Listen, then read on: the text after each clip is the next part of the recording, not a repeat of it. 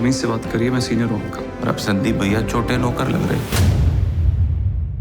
Police मना कर रही थी कि ये घटना ना बताना के लिए। हाँ, सिर्फ ये कहा कि ये तो कहना सिर्फ छेड़खानी हुई है। कौन कह रहा था ये बात? जो वहाँ के बड़े इंचार्ज थे। अच्छा, नहीं वो कंधे पे उनके स्टार लगे थे कि नहीं लगे थे? 2 स्टार लगे थे। सुन लीजिए इस लड़की की आवाज जो बता रही है कि उसके साथ रेप हुआ है, और जब वो इस बात की शिकायत लेकर थाने पहुंचती है तो वहां मौजूद पुलिस अधिकारी उसे ये ज्ञान देने लगते हैं कि रेप की जगह छेड़खानी लिखवाओ, नहीं तो तुम्हारी बदनामी हो जाएगी। अरे यूपी पुलिस के अधिकारी, हटा लो अपने बड़े बड़े होर्डिंग और बैनरों से वो लाइन जिसमें यूपी पुलिस खुद को आपकी सेवा में सदैव तत्पर बताती है, और एक चिट्ठी लिखकर लखनऊ के लोक भवन भी भेज दो कि अब से कोई नेता मंचों से ये बात नहीं कहेगा कि अगर राज्य में कोई किसी लड़की से छेड़छाड़ करेगा तो अगले चौराहे पर यमराज उसका इंतजार कर रहा होगा, क्योंकि यूपी पुलिस के थानों में बैठे कानून के रक्षक अब कानून की किताबों में आग लगाकर हाथ सेक कर गर्म कर रहे हैं। बता दें कि ये पूरी घटना है कानपुर के सचेंडी की, जहां पर एक 15 साल की लड़की के साथ 2 लड़कों ने दुष्कर्म किया। पीड़िता दशहरा वाले दिन रावण दहन देखकर वापस आ रही थी, जहां पर रास्ते में ये उसके साथ पूरी घटना हुई। इस घटना के बाद पीड़िता से लेकर पीड़िता की मां को क्या कुछ झेलना पड़ा, ये पूरी आप बीती आप खुद मां से सुन लीजिए। हमारी बिटिया आ रही थी मेला देख के, हम लोग सचेंडी में रहते हैं, और रास्ते में से 2 लड़के ने हमारी बिटिया को उठा लिया। कौन 2 लड़के थे?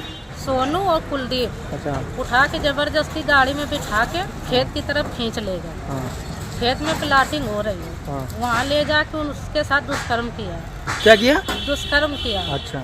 और जब हम लोग ढूंढ पाए उसको, हमें नहीं मिली, मतलब एक हमारे महल्ले के लड़के ने देखा, जब वो हम लोग को बताई, हम लोग इधर उधर ढूंढ रहे थे। हाँ। तब जाके उसके हम लोग घर गए, फिर उसके बाद आए थाने में एप्लीकेशन दी, तो ये सब नहीं लिखा गया एप्लीकेशन में, छेड़खानी वाला लिख दिया गया। हाँ। क्यों छेड़खानी क्यों लिख दी? कहने लगे कि मतलब कौन कहने लगा? वो जो लिखवा रहे थे, कह रहे थे कि नहीं, कौन लिखवा रहा था? पुलिस लिखवा रही थी या कोई और? पुलिस लिखवा रहे थे। पुलिस वाले थे? हाँ, एक ही सर थे।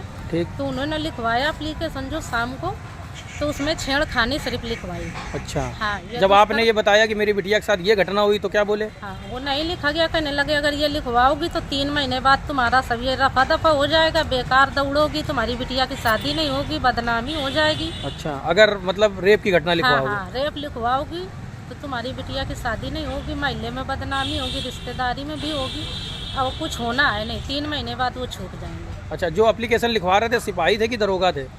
अब इतना हमें नहीं पता है सर। अच्छा, ठीक है। हाँ। फिर क्या हुआ?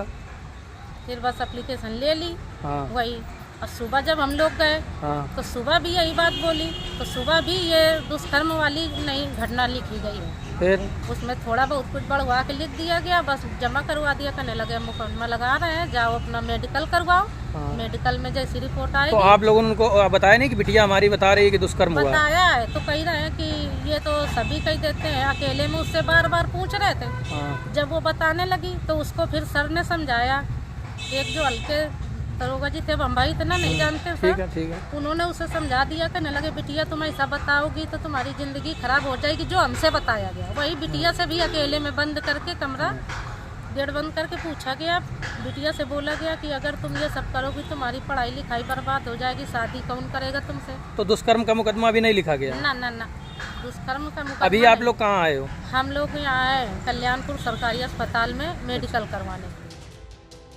वहीं इस मामले में जब हमने पीड़िता से बात की तो पीड़िता ने खुद ये बात कबूली कि 2 स्टार वाले अधिकारी ने उसे रेप की रिपोर्ट में छेड़खानी लिखवाने के लिए दबाव बनाया था। क्या हुआ बेटा तुम्हारे साथ? बड़ा काम हुआ हमारे साथ। गंदा काम हो गया? किसने कर दिया? 2 लड़के थे। अच्छा, अभी कैसे, क्या, कहाँ जा रहे थे तुम, क्या हुआ था? मेला देख कर आ रहे, तभी उन लोगों ने उठा लिया हमें। अच्छा। प्लाटिंग बनी मेरे घर के पीछे, हाँ। वहाँ ले गए, वहाँ जबरदस्ती ये सब काम करके भाग गए। हम पड़े अंकल जी आए, फिर उन्होंने देखा जब वो भगा वहाँ से। अच्छा, भाग गए। फिर पुलिस के पास गए तुम लोग?